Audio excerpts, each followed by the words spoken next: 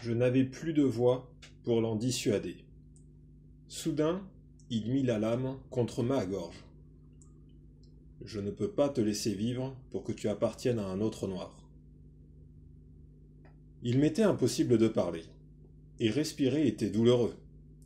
Puis il changea d'idée. Tu n'as rien mangé depuis 3 jours. Je vais aller chercher du jus. Tu aimes le jus d'ananas, le jus d'orange? Hoche simplement la tête. Je ne savais pas quoi faire. Qu'est-ce qui le ferait partir? Je vais au magasin, au coin de la rue, pour acheter du jus. Je suis désolé de t'avoir fait mal. À mon retour, je prendrai soin de toi, jusqu'à ce que tu sois complètement rétabli. Je te le promets. Je le regardais partir. C'est seulement alors que je pris conscience que je me trouvais dans sa chambre, où j'étais venu souvent. Je savais que la logeuse habitait au même étage, et j'ai pensé que, si je pouvais attirer son attention, elle m'aiderait.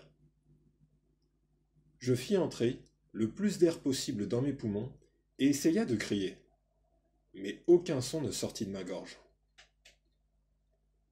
Le simple fait d'essayer de m'asseoir dans le lit me causa une telle douleur que j'abandonnai après une tentative.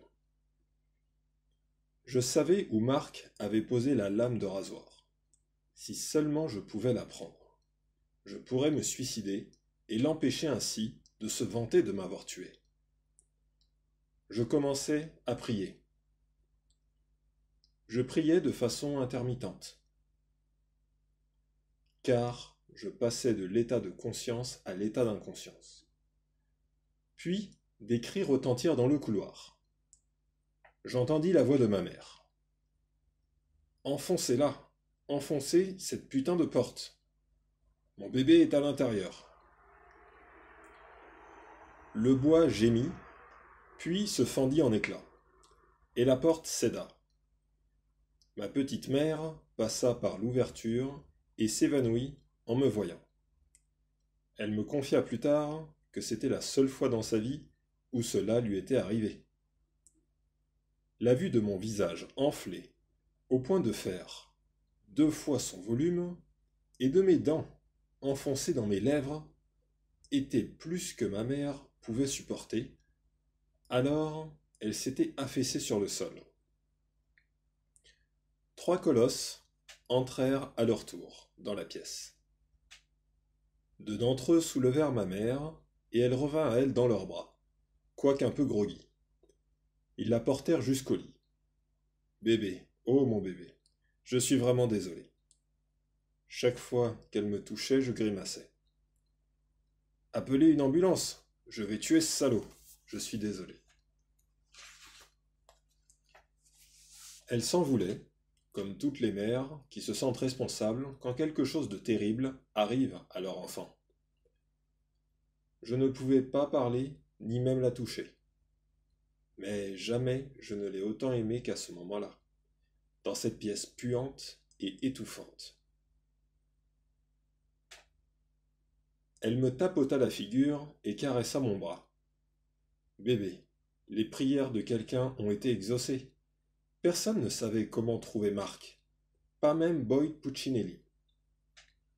Mais Marc est allé acheter du jus dans un petit commerce, juste au moment où 2 jeunes volaient des cigarettes dans un camion de livraison. Quand une voiture de patrouille a tourné dans la rue, poursuivit-elle, les garçons ont jeté les cartouches de cigarettes dans l'auto de Marc. Quand Marc a voulu monter dans son auto, les policiers l'ont arrêté. Il avait beau clamer son innocence, les policiers ne l'ont pas cru et l'ont mené en prison. Il a utilisé le seul appel auquel il avait droit pour téléphoner à Boyd Puccinelli, qui a décroché. Marc dit « Je m'appelle Mark Jones. J'habite rue Hawk. Je n'ai pas d'argent sur moi, mais ma logeuse garde chez elle une bonne partie de mon argent. Si vous lui téléphonez, elle viendra payer ce que vous demandez. » Boyd lui demanda quel était son surnom. « On m'appelle Marc Deux Doigts. » Boyd raccrocha et téléphona à ma mère pour lui donner l'adresse de Marc. Il lui demanda si elle allait appeler la police. Non, je vais téléphoner à mon billard et dire à quelque dur à cuire de venir avec moi, puis je vais aller chercher ma fille.